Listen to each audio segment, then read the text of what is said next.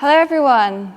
Hi. So it's been a bit of a nice turnaround at London's Calling. It's amazing actually how the organisers have managed to transform this into a virtual event. So hello to everyone online, and we've got a few of us here as well. So it's been a really great day so far, despite the fact that there's only a few of us here and the social distancing. We've still had a good time. And thank you all for coming to listen to my talk today. I'm going to talk to you about 5 new features that you may have missed in Pardot. I'm Lucy Mazalon, and I am a Salesforce and Pardot consultant.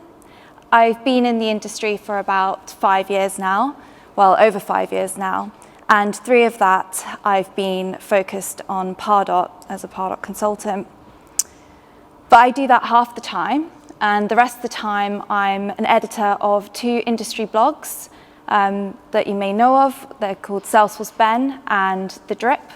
The Drip is actually specialized in marketing automation, and it's the sister blog of salesforceben.com. So if you're interested in Pardot, I recommend you have a look at some of the content on there. So as you know, Salesforce has 3 releases a year that follow the seasons. So there's spring, summer, and winter.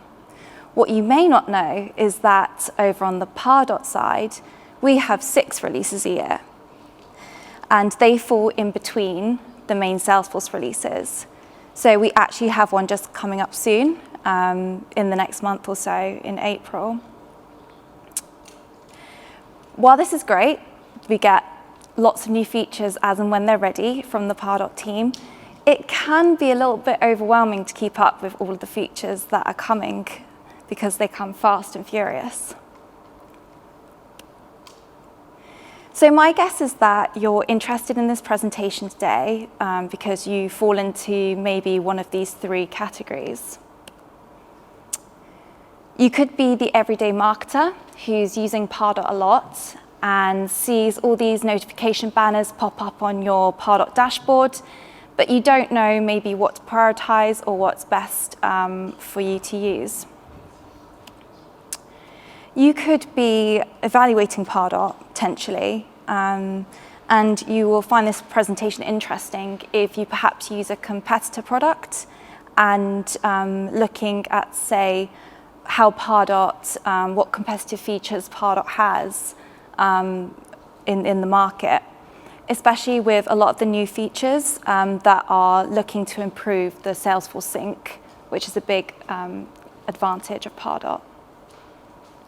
Or you could be what I call the accidental Pardot admin. There's a lot, there's that phrase in the ecosystem about accidental admins, people who find themselves with these responsibilities suddenly and just have to, wing it. You may be an accidental Pardot admin where you're a Salesforce admin who has Pardot as an additional responsibility on their plate, and admittedly, you may be swamped and not give Pardot the time and attention it sometimes needs. So I'm hoping to distill some of the new features for you today so you know what to prioritize for your business. So there's been a lot happening in Pardot over the past 18 months.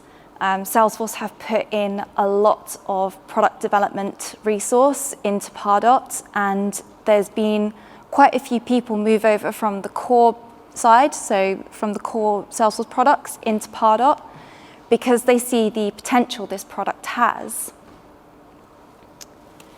The first trend that's happened is Pardot is now part of the Lightning experience. And this happened, say, I think just over 1.5 years ago. And until then, Pardot had been a standalone tool, as it had always been since it was acquired back in 2013, so that was 7 years ago. So this was a big move for Pardot to make. And this opened the door to object alignment. And what that means is that Pardot are now slowly phasing out Pardot-only objects that had duplicate functionality with Salesforce objects. One example, which I'll talk about today, is campaigns. until they brought out connected campaigns. There was Salesforce campaigns and Pardot campaigns, kind of the same functionality, but totally unconnected. Another example are users. So Salesforce users and Pardot users, you used to have to do the same. You used to have to create a user in Salesforce and then recreate it in Pardot. But now that's aligned and reading off the same page. Not only do we have object alignment, we have object sync. So Pardot only objects have been created as Salesforce objects. Good examples include any of the marketing assets. So any forms, landing pages, emails, and I'll refer to the term marketing assets quite a lot in this presentation, so good to get that defined now. And because these are now object syncing with Salesforce, it is great. It's totally transformed reporting and is a great foundation for reporting. So these are the 5 features that I've promised to talk to you about today. And as I'm going through, I'll try to address these points. So what is the feature? Why Salesforce released it, or why you should use it? A few use cases here and there. The setup effort required so that you can estimate your workload, and a few gotchas that I've seen crop up when I've been implementing this for clients, so that you don't run into these similar things. So first up, we have connected campaigns, which I've already mentioned. And this is the ability to now connect Salesforce campaigns and Pardot campaigns. As you can see from the image, they were 2 very separate things that were disjointed. But simply, what connected campaigns has done is all campaign management happens in Salesforce. So you create and edit campaigns in Salesforce. As a result, there is no campaign management in Pardot anymore. You cannot create or edit Pardot campaigns. They're read-only. So why? Well, first of all, it's easier to manage. You're not duplicating effort, having to create in 2 places. But it also encourages something called multi-touch attribution. Now, I don't want to get too into the weeds with this because it's quite jargony. But simply what multi-touch attribution is the idea that we are collecting and recording each interaction that someone has with a marketing campaign to build up this picture over time. As you can see in the diagram, this is how I explain it to people. So the fact that also someone could interact differently with different campaigns at different levels. So whether someone was just sent and didn't respond to a campaign versus the second touch point where they may have made a meaningful interaction. And over time, we build up this picture. With every campaign now syncing in Pardot, it encourages marketers to start connecting up those dots, not just the first touch point. But finally, why you should be using connected campaigns is because it's a gateway to many other features that have been released and will be released going forward as well as a prerequisite. So before you start with connected campaigns, I've got a few points to make. So first of all, have a campaign cleanup. Especially if you've been using Pardot for a long time, you'll find that there'll be a lot of clutter that's accumulated over the years. So start by deleting out any campaigns that are not needed. This will go a long way in helping you for when you start matching campaigns. Ultimately, you want to make sure that every Pardot campaign has a Salesforce campaign equivalent. And this may be a bit of a headache because they may have different they may be named differently. So you may need to get your team involved to really understand what should be associated with what. Then I'm going to talk about record types. So how you can control which campaigns sync with Pardot is done through record types. The advice is generally to have one record type that will be your syncing campaigns and another record type which would be not syncing. This is fine, but if you already use campaign record types, then you may need to sit down and have a think about how you want to structure that. It may be that it will be too much of an upheaval to change all the record types. So you may just have to accept that all of your campaigns are going to sync with Pardot. Just to note that when I say record type, I'm talking about campaign record types and not the type fields on a campaign, which is often confused.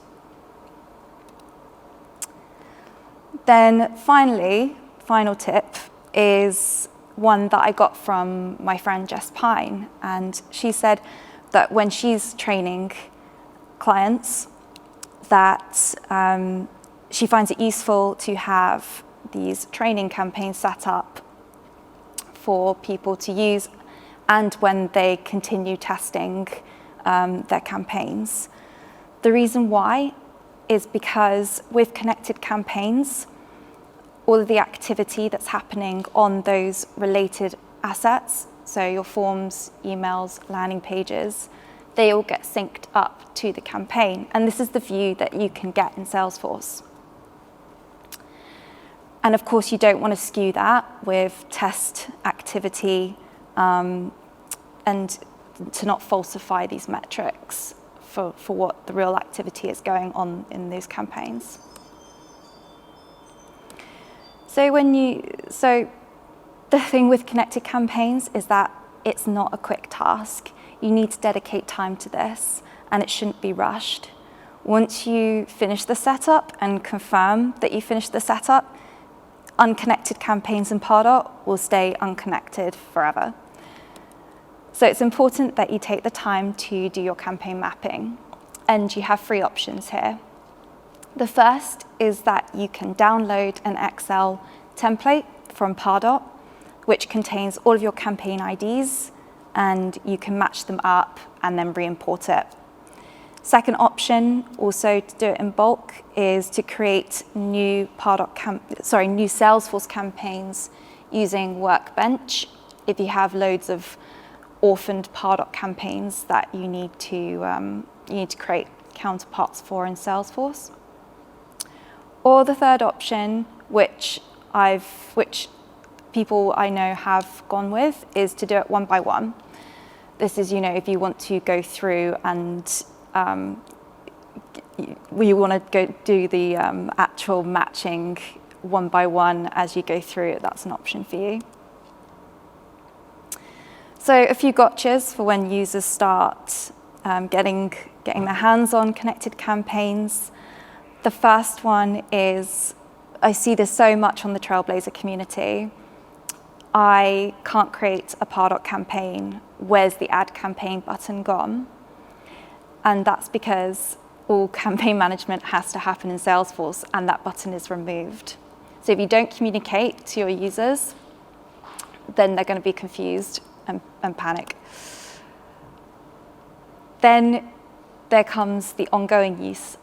Like, where's my campaign? No, really, where is it? Because the first option, the first thing to look at for troubleshooting is, have they used the right record type? Especially if record types are a new concept in the business, that's your first port of call. Second of all, if it's not the record type, you just have to reassure them that sometimes it takes a while to sync. Typically, the campaigns would sync between 2 to 10 minutes, but I have known it to be longer. It just depends on the workload that your connector is currently processing at the time. Next up, we have engagement history dashboards. And these are out-of-the-box dashboards that you can embed on pages, and they show campaign performance over time. You can use these on campaigns, just as you see in the image now. And as of the release that's just gone by in January, you can also use them on accounts, which you can see here. So why you should use them, I've already mentioned they're out of the box, so they're ready to embed on pages, on Lightning Record pages. They're so easy to use, like next to no training for marketers to get their hands on them. The filters are very easy to understand. And also, it doesn't require B2B marketing analytics. B2B marketing analytics is available for customers on the highest edition of Pardot, or if you pay a bit extra to upgrade, to get an add-on. So you almost get this analytics-esque experience without having to upgrade your edition. I just think it's a really useful view, especially. I don't think up until this point we've had quite this comprehensive view of campaign activity for an account. So people can use this to say, okay, are we targeting the right people in the accounts? Are they engaging with us? And more so to look at white space. So where are people that we haven't touched yet that could be potentially beneficial for us to close all the loops when we're prospecting an account. And it's also very simple to set up. You go into setup, find the right section, quite literally flick a switch, then add the component to Lightning Record pages. As we know, that's a quick task. Then assign a permission to the users that you want. And sometimes you do have to wait, but I've seen it typically, the data populate quite quickly. It just depends how much data you've got. Pardot do say that it can take up to 24 hours, so you may have to be patient. Third up, we've got snippets. So snippets are reusable blocks of content for emails, forms, and landing pages. In these blocks of content, you can put text, images, links, and dates. And this makes content management a lot more efficient because you update the content block in one place and it cascades down to all of those locations you're using that block. This has been really beneficial actually for people who are using Engagement Studio a lot. You may know that Engagement Studio uses email templates. So you have to create an email template for each email that you want to use in there. It's just the way that Pardot functions, but can be a bit of a challenge, a bit of a pain to make an update to lots of independent templates. So snippets will go a long way in helping speed up that process. So I've just mentioned Engagement Studio templates as one use case, but other popular ones are webinar or event information. If you need to update the date and time, or you need to change the location of the event. Call to actions, so if you've got links under buttons in emails or anything else. You may have a recurring webinar where the landing page link changes every time, and you can just switch that out. And legal disclaimers. So you won't leave any stone unturned if you need to say update some wording, some legal spiel at the bottom of your landing pages. You can do that in one go. How they work is snippets are associated to a campaign, and that connected campaign, you can then use these snippets on marketing assets associated to that connected campaign. So it's all centralized through the campaign. You can see on the right, this is what the snippet editor looks like. So it's very simple to use. It's very intuitive. I should also mention that now there are 2 types of snippets. I've just told you about what's known as campaign snippets, which is what the majority of people will be using. These are restricted to the assets connected to that particular campaign. There's also now something called business snippets, which can be used across business units. But as business units are still quite a new feature, the majority of people will be, campaign snippets will be relevant to the majority of people. So this is how snippets are assigned. I thought it was be quite useful to play this, just to show. Okay, so this is a campaign page layout, and this is the snippet assignments related list. So this is the page you get. So it's just saying this is where it's assigned, and this is the snippet I want to use.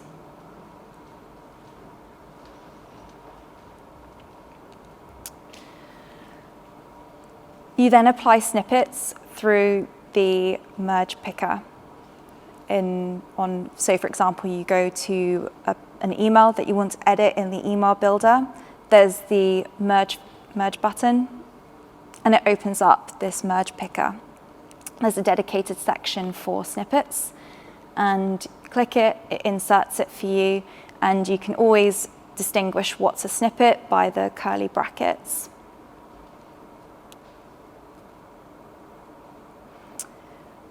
Overall, as I mentioned, snippets are pretty intuitive to use. However, there are a couple of prerequisites with snippets. First one is connected campaigns, which I think, we've heard enough about connected campaigns for today. But also HML, which in its full name is Handlebars Merge Language, the new merge language in Pardot. So this has replaced variable tags, and it's how you enter an individual's data, field data, into emails for personalization. Aside from that, you need to just check user access. So as snippets are an object in Salesforce, you just have to open up access to that object for the user, check they've got the right user role in Pardot, and add the tab, as you see on the right, to the Lightning app. Then the second step is to add that related list that I just showed you onto the campaigns. Next up, we have Engagement Studio Complex Rules. Now, these are rule steps that combine multiple prospect attributes. What I mean by an attribute is, so on rule steps, you can define whether someone is a member of a list, has a certain field value, they may have a tag applied to them. So it's not just field data, it's other things as well. So why you should use it? Well, it's helping with targeted segmentation. With Engagement Studio, you drop a list of people in at the top, and as they go down, you want to split them off according to either what they do or their attributes. So you can use rule steps to say, okay, send this group of people down the yes path, and send the rest of the people down the other path. Rule steps were great, but when you could only define one attribute on each rule, you ended up having all of these layers in your programs. So you can see on the left the old way, how it used to be. And this would just cause Engagement Studio programs to bloat outwards. But now we can suck that all into one rule and one step, which on the right you can see is much cleaner. So this is a great opportunity to clean up your Engagement Studio programs.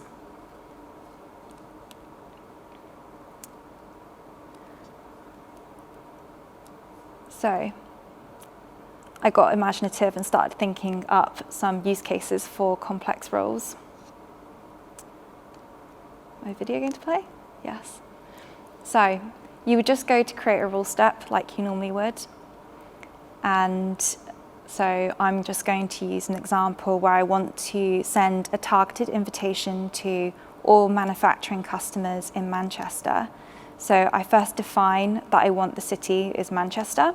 Then this add condition button, I'm going to then add another criteria.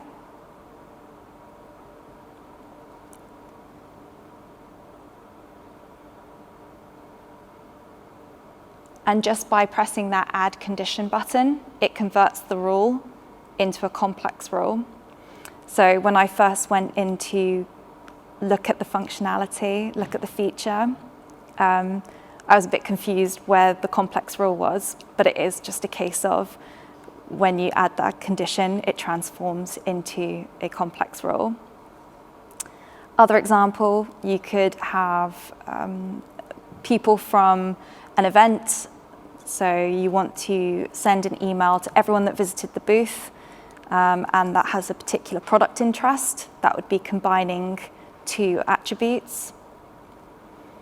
And then also sales rep calling campaigns. A lot of businesses use Salesforce campaigns to put in a list of leads for their for sales reps to call, and the sales rep will change that person's campaign status. Say, for example, no answer or left voicemail. It would be great for marketing to then pick those people up in Engagement Studio. And as is the way with a lot of ABM, account-based marketing programs now, they like to target based on department. So I've just used that as another example here that you can combine department in there as well. Finally, we have the match leads component.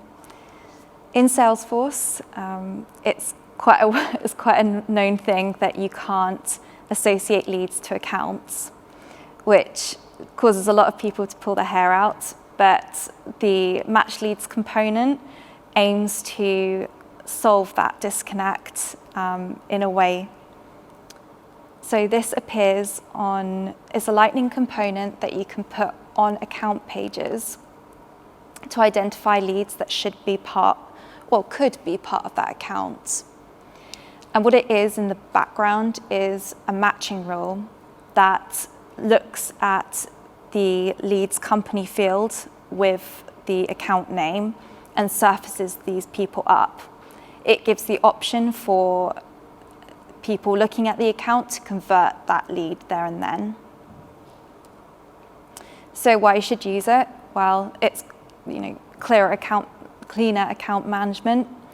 There's no crossing wires. For example, if you have a team working on accounts, so say for example the account executives working on accounts, but then you have another team working on the leads, it helps sales reps understand, okay, no, I don't want the BDR team working that, bring it over. There's no real gotcha with this feature.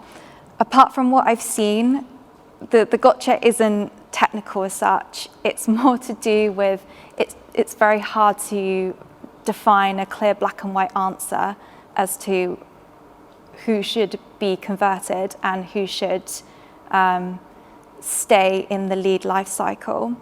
Some businesses will say, no, I want to have everyone as full a picture of that account as possible. All leads should be converted. But then there are other businesses that say, no, every lead must go through that strict qualification process. So it's then just a case of sorting that out internally and understanding who should be converted or not. So there you have it. Those were the 5 features that I've spoken to you about today. And as I mentioned at the beginning, I have a blog called The Drip where I've actually blogged about all of these things, and you'll find more details on there. So I'm going to open the floor to questions. Yes? What's your favourite of those 5? Oh, the matched leads component, actually. It's very interesting to get into conversations, as I was saying, there's no straight answer on how you should manage your lead lifecycle. And yeah, I think it's just a real great value add for people who are managing a lot of incoming leads. And I'm not sure if we're getting online questions.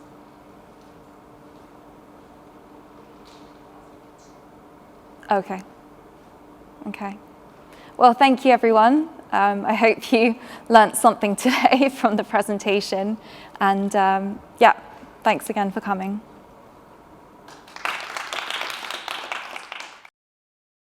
Hi, I'm Peter Coffey, Vice President for Strategic Research at Salesforce. I'm here live on the expo floor at Dreamforce, still the world's largest single company technology event. The word capado, it means you've got this, and I think that's what people want from DevOps. They want a high level of assurance so that they can go do what they do, which is understand their customers and bring them an experience they've never had before. I'm Peter Coffey with Salesforce, encouraging you to build on capado.